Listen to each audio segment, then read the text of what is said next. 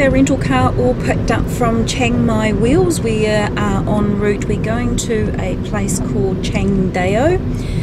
It's a little mountainous village set on the base of Chiang Dao Mountain, and it's definitely a bit wet, and of course it is the monsoon season. So we've picked up our little Toyota Vios, and it's 4-door with a big boot, so I was expecting a little wee hatch. So we've got plenty of room, so it's nice to have our own wheels for a change. First time we've hired a vehicle in Thailand. ChiangMaiWheels were really good to deal with. They were waiting for us at the railway station when we arrived. So for 4 days, it's costing us just under 5,000 baht, and then we have paid a 5,000 baht deposit which we get back, and that is to uncover any insurance costs. We are fully insured for damage, fire and theft, and we pay up to an excess of 10,000 baht for a serious crash.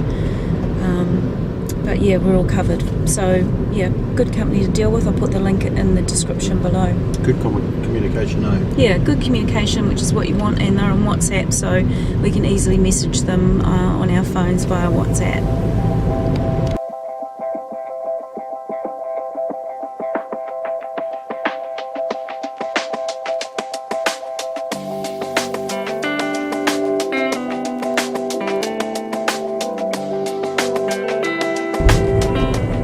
So Chiang Dao has a population of just over 15,000 people, and it's quite a few traditional tribes people still live there, the mountainous tribe of the area.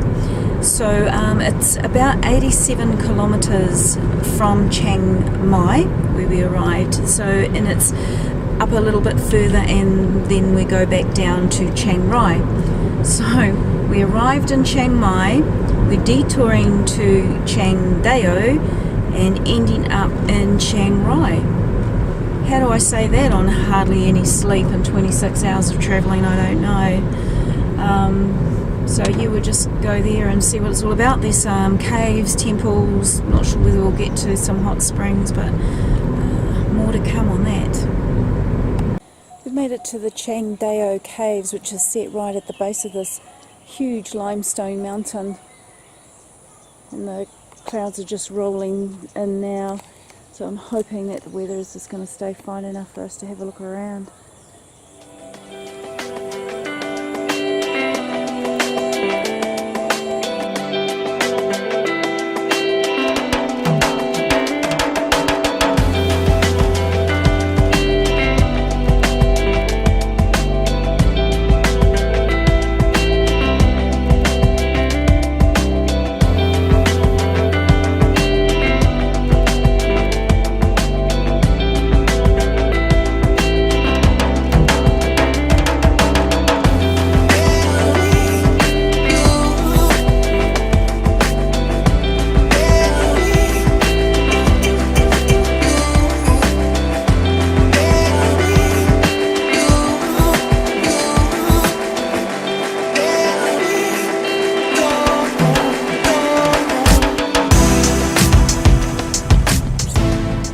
So we stopped off at the caves, Chiang Dao Caves, and we found our way to the village of Chiang Dao, and as you can see, the weather has really packed a sad. There are hot springs and a waterfall that you can walk to, but A, with the state of my ankle, and B, with the state of the weather, we're not thinking that that's such a good idea. And it's about 30 minutes north of Chiang Dao. It's another 30-minute drive again further out, so I think it's a good idea if you stay here and do that, but I'm just thinking today we might just have a quick look around the centre of the village and then head on out.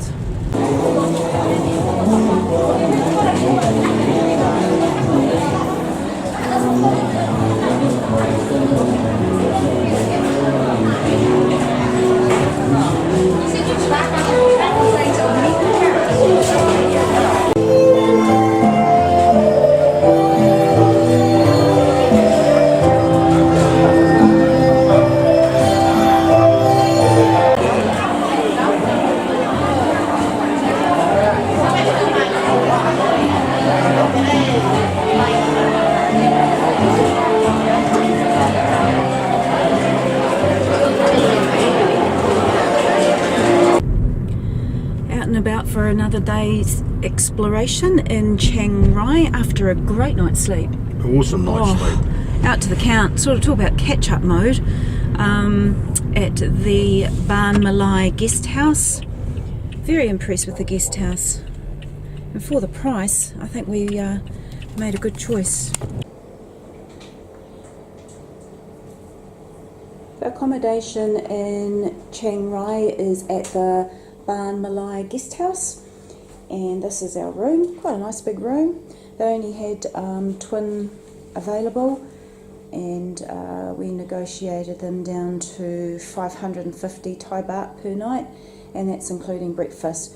Just quite a basic breakfast, just some toast, and you can cook your own eggs, so you can choose whatever eggs you want to do, and Scotty was good at doing that. And that's the view at our room. So nice and handy, nice and close to the clock tower and the night markets. And we have a fridge in our room, and it even comes with a Scotty. And the shower isn't over the toilet. No. So it's quite good. It's a bonus.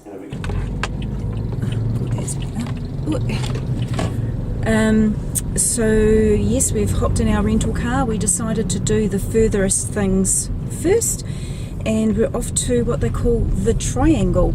Now the Triangle is where the Thai, Lao and Myanmar borders meet. So we get the trifecta today, so we'll go and see what all that's about. So a bit of another grey day that is rainy season in Southeast Asia. So we've checked the weather forecast and we're in for just the odd shower, so let's hope it stays that way and stays dry enough. Loving having our own car. It's good, eh? Oh, so good. Not used to that that's for sure.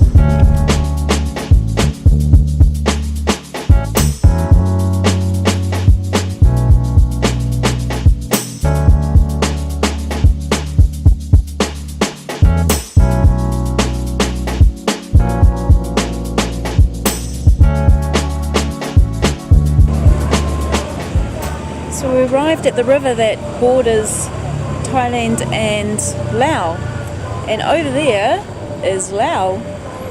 Closest we've been to it yet. We still haven't got to Laos on our travels, but we can certainly see it.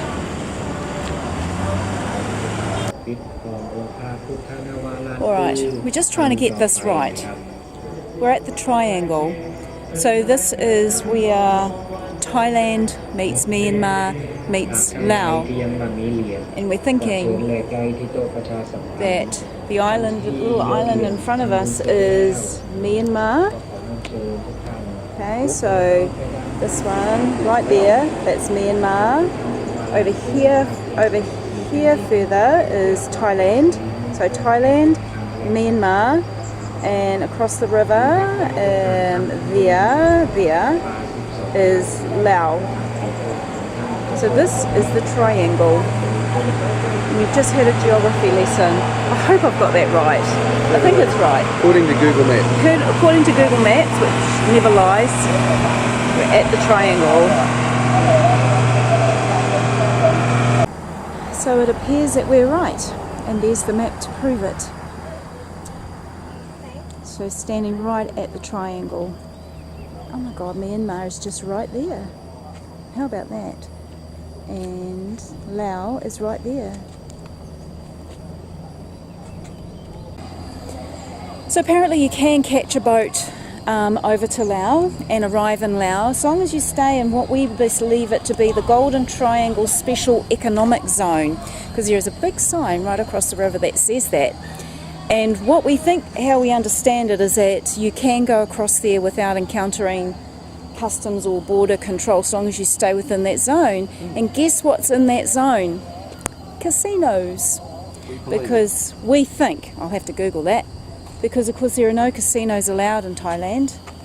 So the boats are kept very busy ferrying people across to go to the casinos in Laos.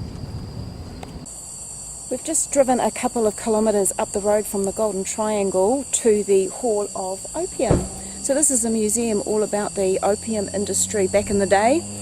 there still must be money in Opium because it's a very flash building.